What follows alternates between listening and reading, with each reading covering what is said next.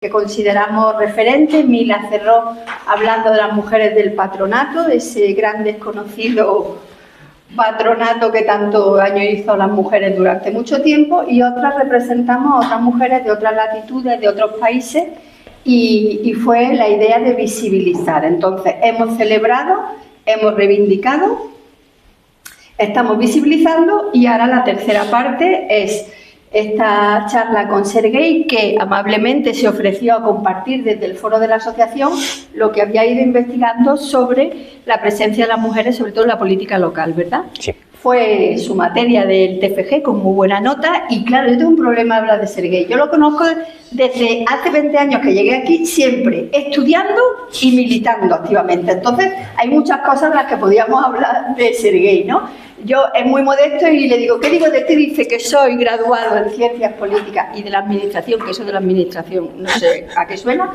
politólogo, lo entendemos más, es técnico de juventud, y ahí si os metéis en la Casa de Jóvenes, por ejemplo, de Cuéllar, veréis todo el trabajazo que hizo, pero la gente que estamos aquí lo conocemos como militante de izquierda de toda la vida, preocupado por mejorar la vida de las personas, en el movimiento estudiantil, cuando yo lo conocí hace miles de años, y siempre estudiando, siempre formándose, ¿verdad? Ha sido una constante. De hecho, no ha dejado de estudiar, ahora está con un máster, pero ha hecho más. Y 3 grados superiores, es que he puesto a decir que lo ha estudiado y que se lo ha currado, pues lo decimos, ¿no?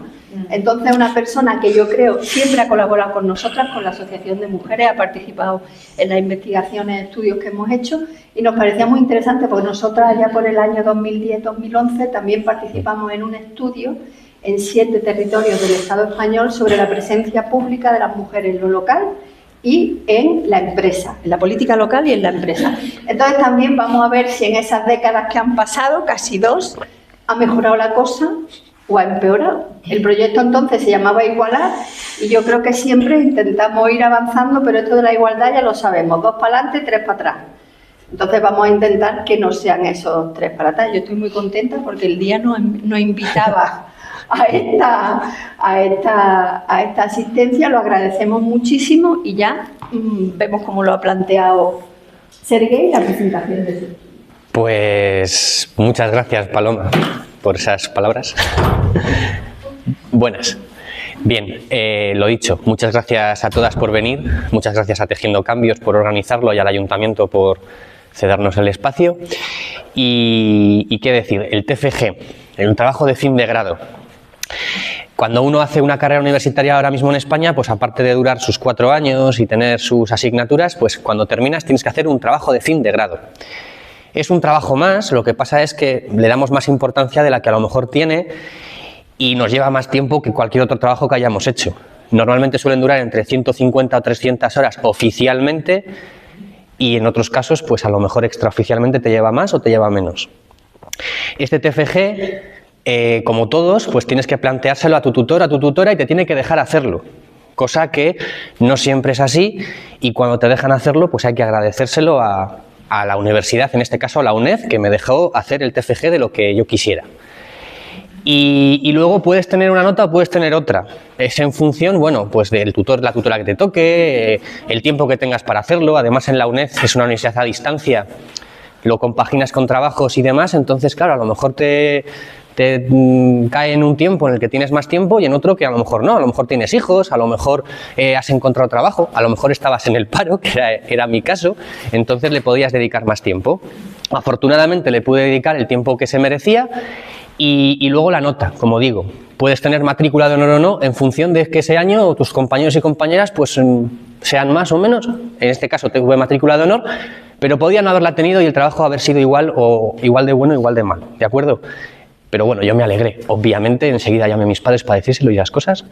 Y en todo caso, el resultado es sobre todo las conclusiones. ¿Por qué hice este TFG? Primero porque recordaba aquel estudio que se hizo aquí en aquellos años, y luego porque buscando datos, en vez de primero el tema y luego buscar los datos, pues busqué los datos y luego el tema para que fuera un poco más sencillo. Y encontré este dato sobre las mujeres en los plenos municipales de las diferentes comunidades autónomas y de Castilla y León en concreto. Castilla y León es la comunidad autónoma que históricamente menos mujeres ha tenido en sus plenos municipales. Ahora actualmente es un 31%. pero es que ha sido siempre así. Desde el año 78, en este periodo democrático en el que nos encontramos, siempre Castilla y León ha estado a la cola en cuanto a mujeres en los plenos municipales de sus ayuntamientos, de sus de sus 2.248 ayuntamientos, que se dice pronto.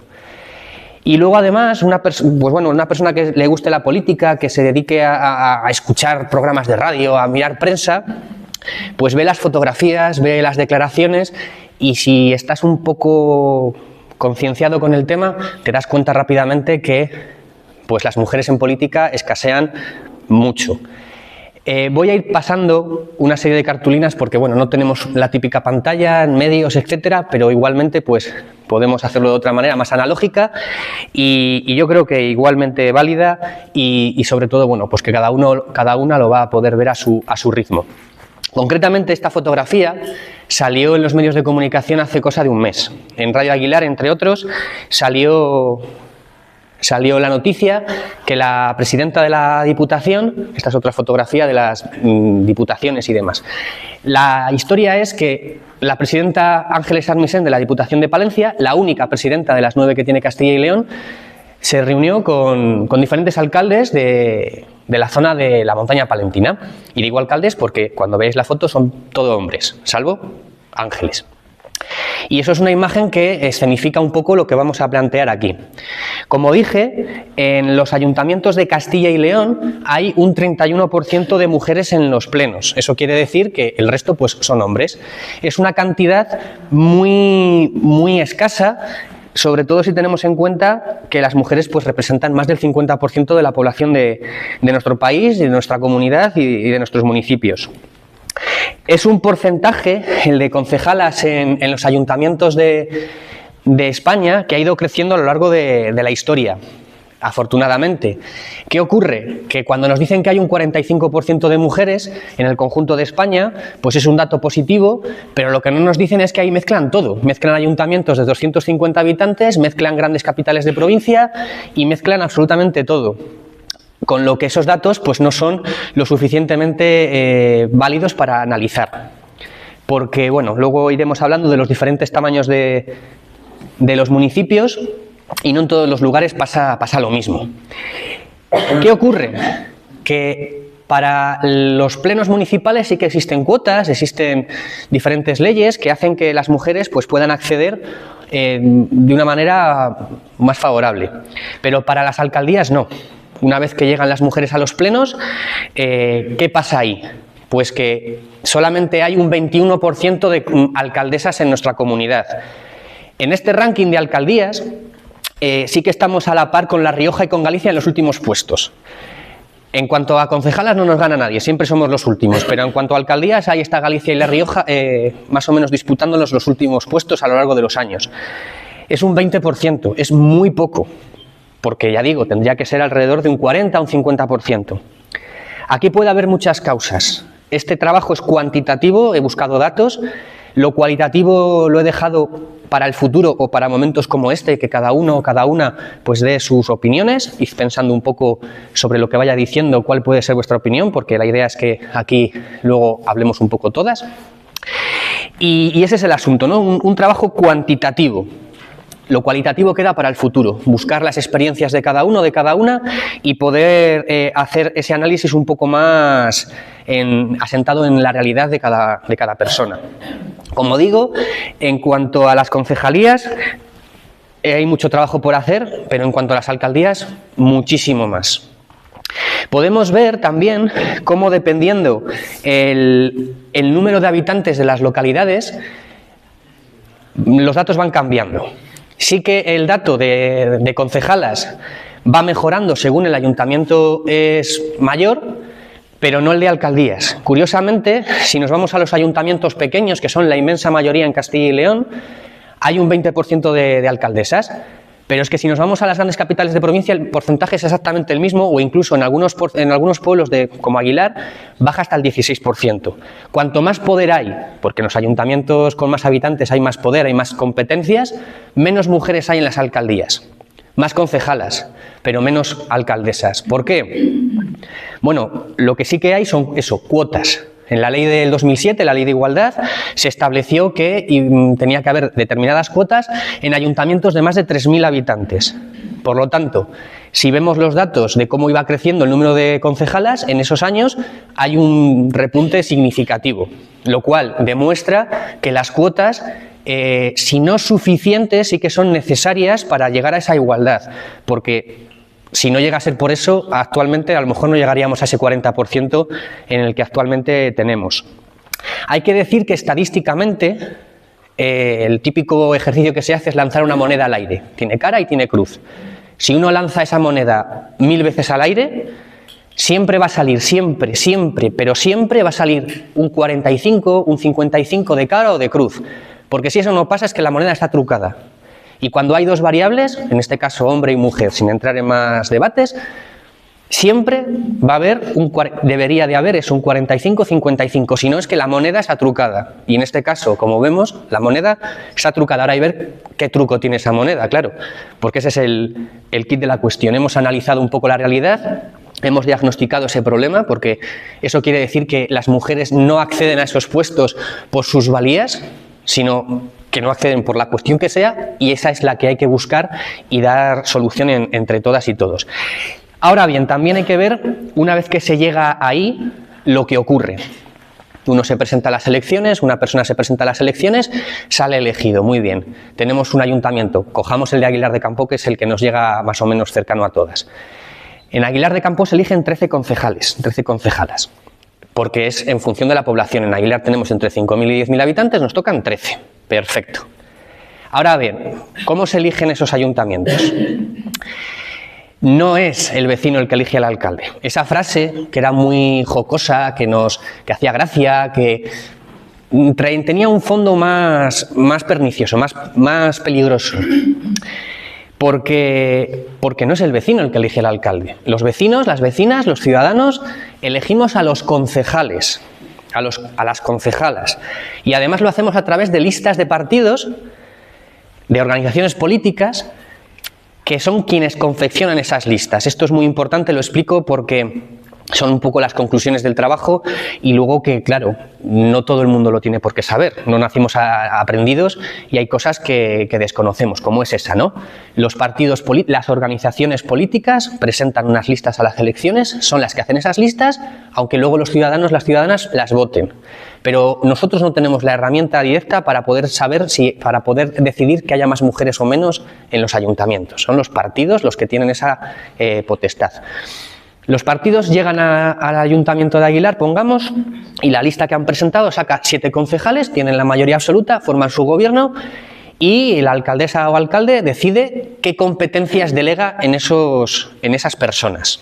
Las responsabilidades de un ayuntamiento son del primer edil, del alcalde o alcaldesa, pero luego pues tiene que delegar sus responsabilidades porque no puede hacerlo todo. Entonces dice, venga, pues tú vas a ser de urbanismo, tú vas a ser de Hacienda, y más o menos es así. Al final pues es presidencialista y esa persona decide lo que quiera. Seguramente lo haga en consenso con sus compañeros, pero en principio lo podría hacer así. ¿Y qué ocurre? Que cuando vemos los datos vemos que hay una segregación horizontal, en cuanto que al final los trabajos, las responsabilidades se asignan en función del rol social que tenemos cada uno en la sociedad, seamos hombre o mujer. Tengo que decir que estos datos, ¿cómo los he conseguido? El dato, el grueso, el porcentaje de concejalas, está en el Ministerio de Política Territorial, te metes, hay unos Excels y lo entiendes perfectamente. Pero el de las competencias delegadas tienes que ir a las fuentes, tienes que ir a los ayuntamientos. Escribí un email a los 2.248 ayuntamientos, solamente me contestó el 5% de los mismos, lo cual daría también para hacer otro estudio en cuanto a la transparencia. Transparencia cero, absoluta. Luego, como no me contestaban, escribí a los 240 que tienen más de 1.000 habitantes, que eran un poco los significativos. Tampoco me contestaron unos 10. Vale, no me contestan. Bueno, vamos a los 88 que tienen más de 3.000 habitantes. Tienen páginas web más o menos actualizadas y ahí sí, esos 88, de esos 88, 86 lo tenían actualizado y tenían las competencias delegadas. Luego además también lo contrasté con algún medio de comunicación por si habían cambiado y demás. De muchos encontré las actas en las que se hacen esas delegaciones y pude hacer mi Excel con esos datos. Tengo que decir, estamos en Aguilar de Campoo, de esos 88 ayuntamientos, de esas 88 páginas web, la peor es la de Aguilar de Campoo. En Aguilar de Campoo tenemos un déficit en cuanto a transparencia municipal bastante significativo, lo cual no es de por sí malo, es decir, cuando uno ve que tiene un problema, cuando uno ve que tiene esa carencia, pues la buena noticia es que puede darle solución. Podemos, ahora somos los peores, bueno, pues a lo mejor dentro de 4 años somos los mejores. Démosle solución, que no hay ningún tipo de problema, ni hay que llevarse las manos a la cabeza, ni hay que ponerse a la defensiva, ni nada parecido. ¿Que el Ayuntamiento de Aguilar tiene mucho que hacer en cuestión de transparencia? Vale. En cuestión de igualdad, por ejemplo, el Ayuntamiento de Aguilar, según los datos que estoy diciendo, está muy bien planteado. María José es la mujer que más tiempo lleva a los mandos de un ayuntamiento de todo Castilla y León, de toda su historia. Eso es una cosa curiosa. Es un ayuntamiento que históricamente ha tenido bastante paridad en cuanto a hombres y mujeres, sin ningún tipo de... no han tenido que hacer ningún discurso, simplemente lo han hecho, que es muchas veces lo que hay que hacer las cosas y no tanto hablar de ellas. En cuanto a las competencias delegadas, una vez que revisé esas 88 páginas web, en el caso de Aguilar, gracias a Radio Aguilar, tuve acceso a esas competencias delegadas, pude hacer esta tabla y ahí vi, como le he dicho anteriormente, que hay una segregación horizontal. Concejalías como Hacienda están copadas por hombres, están ocupadas por hombres en su mayoría, y las concejalías de servicios sociales pues son las que tienen las mujeres. Claro, el hombre es proveedor, la mujer es la que cuida. Eso es lo que se suele leer en los manuales y al final es lo que ocurre en los ayuntamientos. Personal es una competencia importante. Claro, esto de empezar a hablar de... Cuando expuse este TFG delante del tutor, hablé de calidad y cantidad. La cantidad, el número de concejalas, y la calidad, las competencias delegadas. Lo que pasa es que con el tiempo me he dado cuenta de que, claro, yo vengo del ámbito de juventud y no puedo decir que juventud sea menos importante que Hacienda. Y además, sobre todo, tengo que demostrarlo, que fuese así. Lo que pasa es que en el imaginario colectivo todos le damos más importancia a Hacienda y urbanismo que a juventud. Creo que no es algo que, bueno, es un poco lo que está en el aire. En todo caso, como digo, personal es una de esas concejalías que tiene cierta importancia y sí que hay una paridad, y normalmente me encontraba con que mayoritariamente había más mujeres que hombres en esa delegación. En todo caso, cuando se delegan esas competencias, no se suele hacer por la capacidad, porque seas arquitecto y te ponen en urbanismo. No, se suele hacer más de manera agregada, porque seas hombre o porque seas mujer, que por otra cuestión. Eso también es un problema, porque no ponemos a la gente más válida en los sitios, sino ponemos a la gente que más o menos pues más cara le echa para estar en determinados sitios. Y luego vamos a lo que le da nombre al trabajo, a esta charla, el síndrome de Borgen. ¿Qué es eso del síndrome de Borgen? Vale, Borgen es una serie de televisión danesa, que habla sobre política, y contra todo pronóstico tuvo mucho éxito. Tuvo 3 temporadas, ha tenido luego una secuela, o sea que tuvo mucho éxito. Cuenta la vida ficticia de la primera ministra danesa y pues su día a día en la política. Su día a día con sus cuestiones internacionales, con sus cambios de ministerios, pero también con su vida personal, que es lo que al final la hace dimitir, o sea, lo que más la dificulta. Entonces, Nuria Valera, autora de Feminismo para principiantes, escribió en el año 2024 este libro, Síndrome de Borgen. Hablaba de las primeras ministras de Europa y llegó a la conclusión: había muy pocas mujeres en esos puestos de poder y luego duraban mucho menos en el cargo. Esa era la conclusión un poco de ese libro. Tengo que decir, Nuria Valera, autora de Feminismo para principiantes, ese libro lo he mencionado ya 2 veces porque cumple lo que promete. Es una introducción al feminismo. Cualquier persona, estudiante que quiera aprobar una asignatura leyéndose ese libro y estudiándoselo, saca buena nota en ese tipo de asignaturas.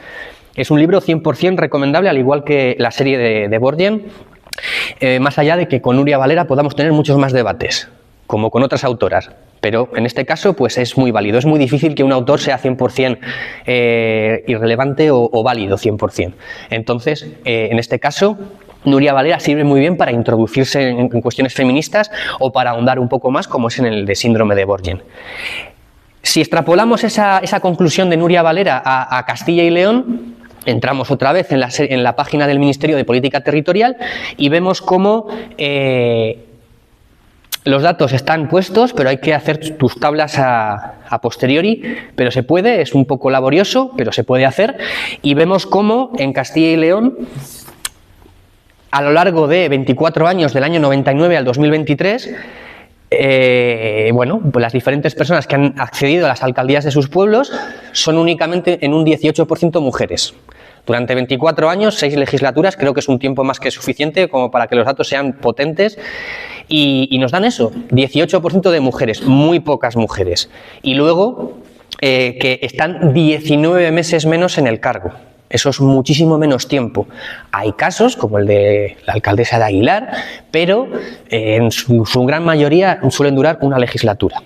Entonces, en contra de los hombres que suelen durar bastante más. Entonces eso es algo que tenemos también que estudiar. El síndrome de Borgen en Castilla y León es un hecho. Sí que es verdad, y afortunadamente en Castilla y León a lo largo de las legislaturas va aumentando el número de mujeres que están en las alcaldías. No es algo estático que vaya empeorando, no, va mejorando. Ya veremos en las siguientes, en el 2027, si esto mejora o no. Habrá que verlo y habrá que buscar los datos y demás. Ahora bien, vamos a ver la conclusión de ese trabajo, el final.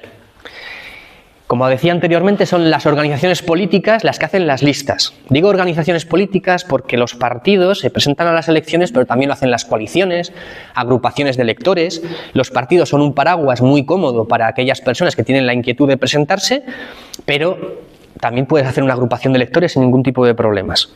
Estas fuerzas políticas en Castilla y León, estudié 10 de ellas, las que tenían más de 100 concejales y concejalas. Hay, por ejemplo, Zamora Sí, que obviamente las tiene en Zamora, por Ávila, que también se presenta a las autonómicas, etcétera. Bueno, pues estudié estas 10 organizaciones. Solamente una cumple en todos los parámetros la paridad. Ayuntamientos de menos de 3.000 habitantes, de más de 3.000 y el cómputo global.